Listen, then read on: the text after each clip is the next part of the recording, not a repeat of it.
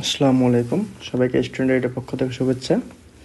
আমরা 2025 সালের নতুন বইয়ের গণিত বইয়ের প্রথম অধ্যায় বাস্তব সংখ্যা নিয়ে আলোচনা করছিলাম। এর আগের ভিডিওতে আমরা বাস্তব সংখ্যার শ্রেণীবিন্যাস, মূলদ সংখ্যা, অমূলদ সংখ্যা, স্বাভাবিক সংখ্যা, পূর্ণ সংখ্যা, ধনাত্মক ঋণাত্মক সংখ্যা নিয়ে আলোচনা করেছি। আজকের ভিডিওতে আমরা যে তৃতীয় পৃষ্ঠার শেষে যে কাজ দেওয়া আছে সেই কাজ সমাধান করব। তো দেখি এখানে কি বলা আছে। বলা আছে যে বাস্তব সংখ্যার শ্রেণীবিন্যাসে 3/4, 5, -7, √13, 0, 1, 9/7, 12 এই সংখ্যাগুলোর অবস্থান দেখাও। এখন শ্রেণীবিন্যাসে, বাস্তব সংখ্যার শ্রেণীবিন্যাসে একটা সংখ্যা একাধিক শ্রেণীতে পড়তে পারে, ঠিক আছে? তো আমরা যদি একটা সংখ্যা নেই তাহলে সংখ্যাটা কোন কোন শ্রেণীতে পড়ে সেটা আমরা লিখব। তো প্রথম সংখ্যাটা যদি আমরা নেই 3/4, এটা কোন অবস্থানে পড়বে? 3/4 প্রথমে আছে, এটা একটা ভগ্নাংশ সংখ্যা, সাধারণ ভগ্নাংশতে পড়বে। এটা সাধারণ ভগ্নাংশ। আর কোন শ্রেণীতে এটা পড়তে পারে?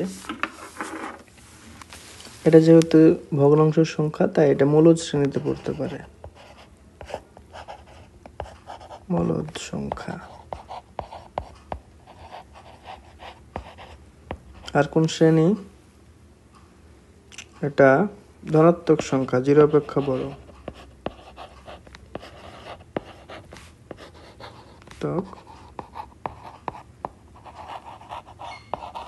সংখ্যা, ঠিক আছে? ওকে। আর কোন শ্রেণীতে পড়তে পারে এটা? না, আর কোনো বিভাগে পড়তে পারে না। তারপরে আসি পরবর্তী সংখ্যা 5। 5 একটা পূর্ণ সংখ্যা এবং এটা ধনাত্মক পূর্ণ সংখ্যা, তাই এটা হচ্ছে পূর্ণ সংখ্যা এবং স্বাভাবিক সংখ্যা। এটা হবে 5 একটি পূর্ণ সংখ্যা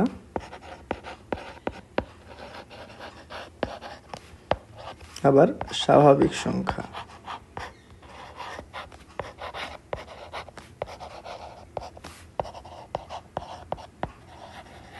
আবার এটাকে মূলদ সংখ্যাও বলা যায়। আর সে -7। -7 হচ্ছে ঋণাত্মক সংখ্যা।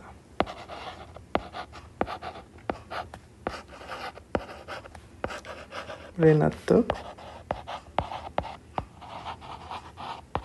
সংখ্যা। √13। 13 কি পূর্ণবর্গ সংখ্যা? না, 13 পূর্ণবর্গ সংখ্যা না। তাহলে আমরা আগের ভিডিওতে শিখে এসেছি যে পূর্ণবর্গ নয় এমন যে কোনো সংখ্যার বর্গমূলই কি? অমূলদ সংখ্যা। তাহলে এটা একটা অমূলদ সংখ্যা।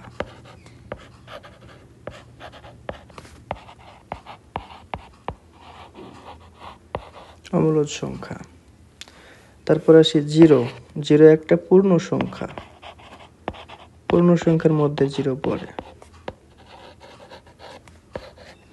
আবার 0কে অঋণাত্মক সংখ্যার যে শ্রেণী বিভাগ দেখেছি সেখানেও রাখা যায়, অঋণাত্মক সংখ্যা। এরপরে আসি 1। 1টা 5-এর মতোই, এই 1 আর 5 একই। এটা হচ্ছে পূর্ণ সংখ্যা, স্বাভাবিক সংখ্যা। তবে 5-এর আর একটা বৈশিষ্ট্য আছে, 5 হচ্ছে মৌলিক সংখ্যা, মৌলিক সংখ্যা। আর 1 হচ্ছে আমাদের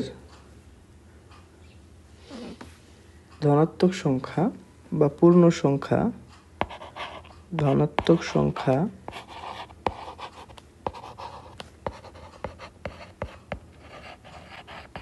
আবার 1 পূর্ণ সংখ্যা শ্রেণী বিভাগেও পড়ে, পূর্ণ সংখ্যা। কিন্তু 1 মৌলিক সংখ্যা বা যৌগিক সংখ্যা না। তারপরে আসি 9/7। 9/7 এটাও একটা কি? ভগ্নাংশ। তবে এখানে কি উপরের লবটা বড় হরের চেয়ে। 9 is greater than 7, সুতরাং এটা একটা কি? অপ্রকৃত ভগ্নাংশ, অপ্রকৃত ভগ্নাংশ, কৃত ভগ্নাংশ। তারপরে 12, 12 একটা কি যৌগিক সংখ্যাকে ভাগ করা যায়, এটা একটা স্বাভাবিক সংখ্যা, পূর্ণ সংখ্যা। তাহলে লিখি পূর্ণ সংখ্যার শ্রেণীতে পড়ে এটা, তারপরে স্বাভাবিক সংখ্যার শ্রেণীতে পড়ে, তারপরে এটা কি 12কে ভাগ করা যায়, তাই এটা হবে যৌগিক সংখ্যা, এবং অবশ্যই এটা কি ধনাত্মক সংখ্যা। এরপরে আসে এই যে 2 পূর্ণ 4/5, এটা একটা কি ভগ্নাংশ এবং এটা হচ্ছে মিশ্র ভগ্নাংশ।